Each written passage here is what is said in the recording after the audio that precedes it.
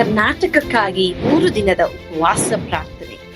ಹಲವಾರು ಜಿಲ್ಲೆಗಳು, ಲೆಕ್ಕವಿಲ್ಲದಷ್ಟು ಹಳ್ಳಿಗಳು ಮತ್ತು ರಕ್ಷಣೆಯ ಅವಶ್ಯವಿರುವ 6.5 ಕೋಟಿಗಿಂತ ಹೆಚ್ಚು ಆತ್ಮಗಳು ಇರುವಂತ ಕರ್ನಾಟಕ ರಾಜ್ಯಕ್ಕಾಗಿ ಪೌಳಿಯ ಒಡಕಿನಲ್ಲಿ ನಿಂತು ನಾವು ಪ್ರಾರ್ಥಿಸುವಾಗ ನಮ್ಮೊಂದಿಗೆ ಸೇರಿಕೊಳ್ಳಿರಿ. 31 ಜಿಲ್ಲೆಗಳು, 224 ಕ್ಷೇತ್ರಗಳು ಒಳಗೊಂಡಂತ ಕರ್ನಾಟಕ ಕಲಾಚಾರ, ಪಾರಂಪರ್ಯ ಮತ್ತು ಅವಕಾಶಗಳು ಇರುವಂತ ನೆಲ. ಆದರೆ ನಮ್ಮ ವಿಜ್ಞಾಪನೆ, ಪ್ರಾರ್ಥನೆ ಅವಶ್ಯವಿರುವ ನೆಲ. ಎಜಿಕೇಲ 22:30 ದೇವರ ವಾಕ್ಯವು ಹೇಳುವ ಪ್ರಕಾರ, ಪೌಳಿಯ ಹುಡುಕಿನಲ್ಲಿ ನಿಲ್ಲುವಂತ ಒಬ್ಬನನ್ನು ನಾನು ಹುಡುಕಿದೆನು. ಈ ದಿನ ಆ ಕರೆಗೆ ನಾವು ಕಿವಿಗೊಟ್ಟಿದ್ದೇವೆ. ಏಪ್ರಿಲ್ 14, 15, 16ರಂದು ಹೃದಯಪೂರ್ವಕ ಪ್ರಾರ್ಥನೆಗಳು, ಆರಾಧನೆಗಳು, ದೇವರ ವಾಕ್ಯದಲ್ಲಿ ಬೇರೂರಿರುವ ಬಲವಾದ ದೇವರ ಸಂದೇಶಗಳ ಮೂಲಕ ಯೇಸುವಿನ ಪ್ರೀತಿಯಿಂದ ಕರ್ನಾಟಕ ಬದಲಾಗುವುದನ್ನು ಕಾಣೋಣ. ಹೆಚ್ಚಿನ ಮಾಹಿತಿಗಾಗಿ ಸಂಪರ್ಕಿಸಿ 9686444722, 9742088223, 9686236323. ಸ್ಥಳ victory children home, Sasalu, Doddaballapura taluk, Bengaluru ಗ್ರಾಮಾಂತರ.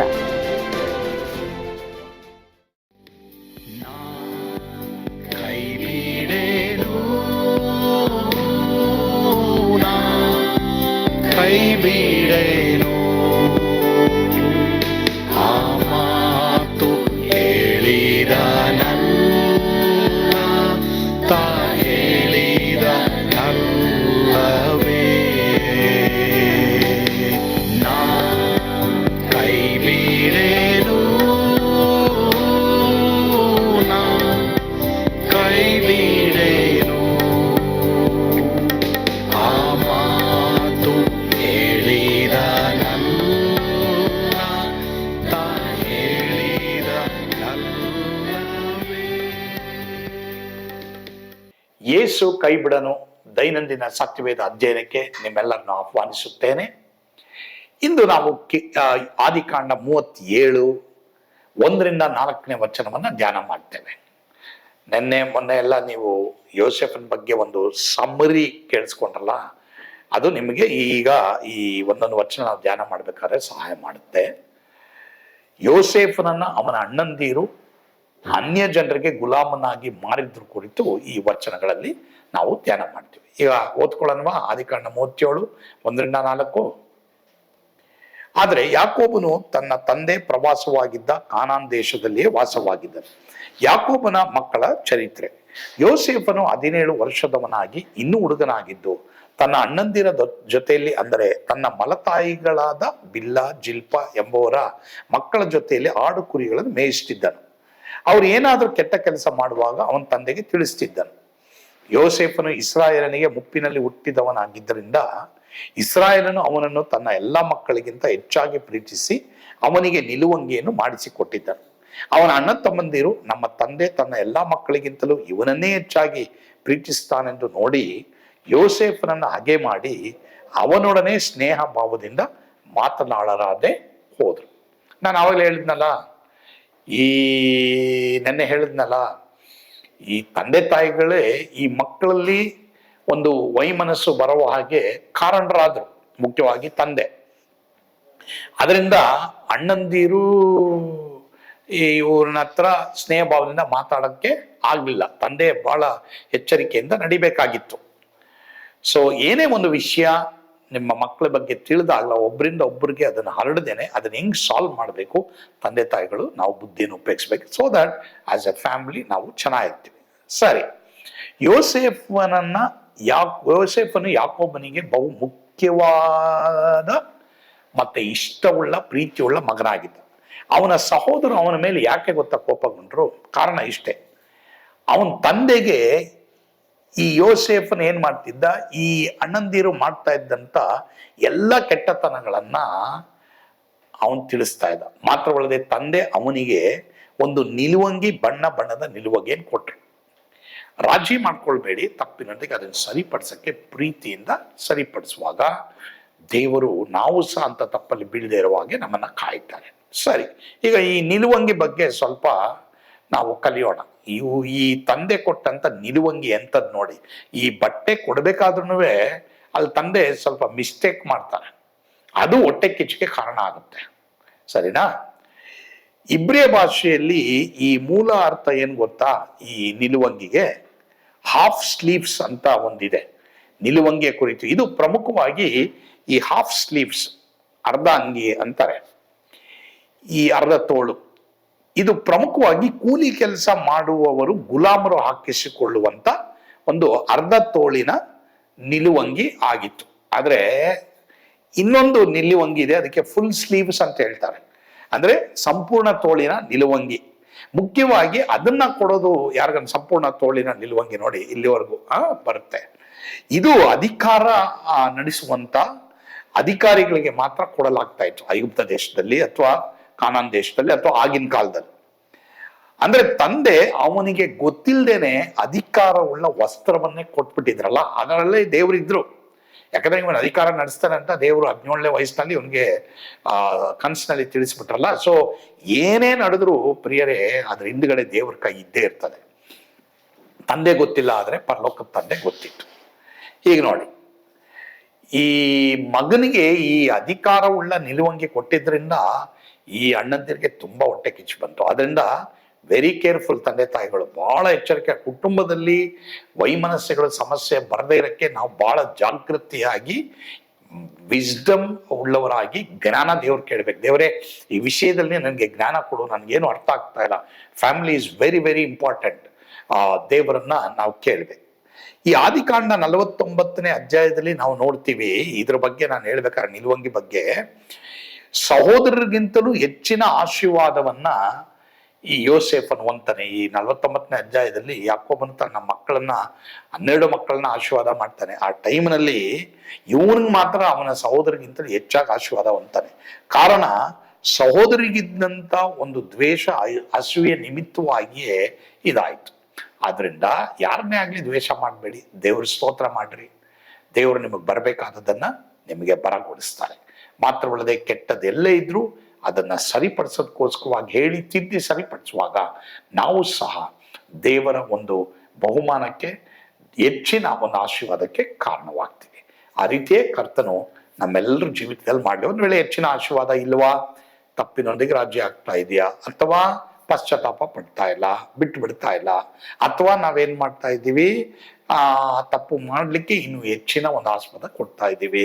ಸೊ ಈ ರೀತಿ ಎಲ್ಲ ನಮ್ಮೆಲ್ಲರ ಜೀವಮಾನದಲ್ಲಿ ಇರ್ತದೆ. ಸರಿ, ಆದ್ರೆ ಅದನ್ನ ಸರಿಪಡಿಸ್ಕೊಳ್ಳೋಣ. ಈ ವರ್ಷ ನಂಬಿಗಸ್ತನ ಆಶೀರ್ವಾದ ಪೂರ್ಣನಾಗುವನು ಎಂಬುದಾಗಿ ಬರೆದಿದೆಯಲ್ಲ, ಹೀಗಾಗಿ ನಾವು ನಂಬಿಗಸ್ತರಾಗಿ ನಾವು ನಡೆಯೋಣ ಪ್ರಿಯರೇ. ಯೋಸೇಫನನ್ನ ಆಶೀರ್ವಾದ ಮಾಡಿದಂತ ಕರ್ತನು ನಿಮ್ಮನ್ನು ಸಹ ಆಶೀರ್ವಾದ ಮಾಡ್ತಾರೆ. ಆಮೇಲೆ ಪ್ರಾರ್ಥಿಸೋಣವಾ? ನಮ್ಮನ್ನು ಬಹಳವಾಗಿ ಪ್ರೀತಿ ಮಾಡಿದಂತ ನಮ್ಮ ಸ್ವರ್ಗೀಯ ತಂದೆಯಾದ ದೇವರೇ, ನಿಮಗೆ ಸ್ತೋತ್ರ. ಈ ದಿನ ನಮ್ಮೊಂದಿಗೆ ನೀವು ಮಾತನಾಡಿದಕ್ಕಾಗಿ ಸ್ತೋತ್ರ ಅಪ್ಪ. ತಂದೆಯಾದ ದೇವರೇ, ಹೌದು ಸ್ವಾಮಿ, ಯೋಸೇಫನ ಒಂದು ಜೀವಿತದಲ್ಲಿ ಅವನ ಅಣ್ಣಂದಿರು ಏನೇ ತಪ್ಪು ಮಾಡಿದ್ರು, ನೀನ್ ಆತನ ಜೀವಮಾನದಲ್ಲಿ ಕೊಟ್ಟಂತ ಕನಸು ದರ್ಶನ ನೆರವೇರಿಸಿದ್ದಕ್ಕಾಗಿ ಸ್ತೋತ್ರ. ನಿನ್ನ ಆಶೀರ್ವಾದ ಇದಕ್ಕಾಗಿ ಸ್ತೋತ್ರ. ಸ್ತುತಿ, ಘನ, ಮಾನ, ಮಹಿಮೆ ನೀವು ಒಬ್ಬರೇ ಹೊಂದಿಕೊಂಡ್ರಿ ಸ್ವಾಮಿ.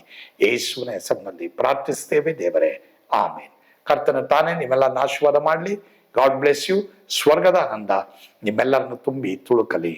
ಆಮೇನ್.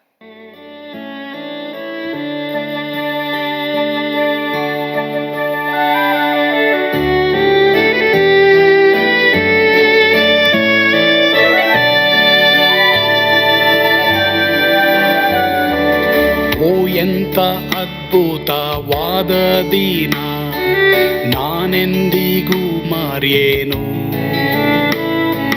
ಪಾಪಂಧಕಾರದೊಳ್ ಅಲೆದೇನ, ರಕ್ಷಕನ ಕಂಡೇನು. ಕೋಮಲ ಕರುಣೆಯುಳ್ಳ ಯೇಸು ಎನ್ ಕೊರತೆ ನೀಗಿದ. ಕತ್ತಲೆ ಹೋಯಿತು, ಜ್ಯೋತಿಯು ಮೂಡಿತು, ನಾನೀಗ ಧನ್ಯನಾದೆ. ಸ್ವರ್ಗದ ನಂದ ಎನ್ನಾತ್ಮ ತುಂಬಿತು, ಶಿಲುಬೆನಾದ ಎನ್ ಸ್ವಸ್ಥ ಕೈದನು ಎನ್ ಪಾಪ ತೋಳೆದ ಈರುಳ ದಿನಕ್ಕೆ ತಿರುಗಿದ ಸ್ವರ್ಗದ ನಂದ ಎನ್ನಾತ್ಮ ತುಂಬಿತು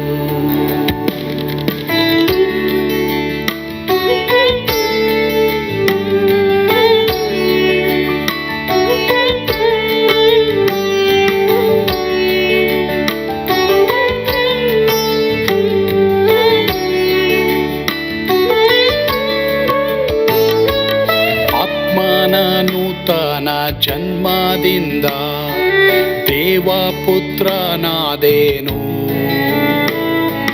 ನೀತಿ ನಿರ್ಣಯವ ಹೊಂದಿದೇನು ಭಾಗ್ಯವಂತನಾದೇನು ಪಾಪಾತ್ಮನಾಗಿ ನಾ ಬಂದಾಗಲೇ ಆಶೀರ್ವಾದ ಸಿಕ್ಕಿತು ಕೃಪೆಯ ಮೂಲವೇ ರಕ್ಷಣೆ ಹೊಂದಿದೆ ಸುನಾಮ ಕೊಂಡಾಡುವೆ ಸ್ವರ್ಗದ ನಂದ ಎನ್ನಾತ್ಮ ತುಂಬಿತು ಶಿಲುಬೆನಾದ ಎನ್ ಸ್ವಸ್ಥ ಕೈದನು ಎನ್ ಪಾಪ ತೋಳೆದ ಈರುಳ ದಿನಕ್ಕೆ ತಿರುಗಿದ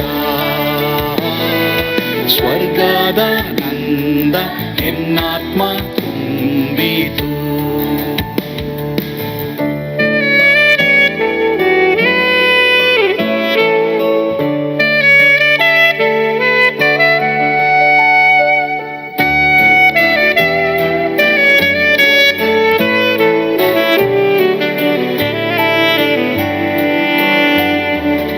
ಅನಂತ ನಿರೀಕ್ಷೆ ಏನಾಗಿದೆ ಕಾಲವು ತೀರಲಾಗಿ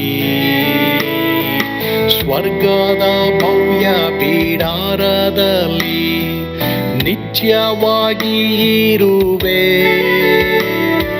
ಶಿಲುಬೆ ನನಗೆ ಆಶ್ರಯವೇ ನಂಬಿಕೆಗಾಧಾರವೇ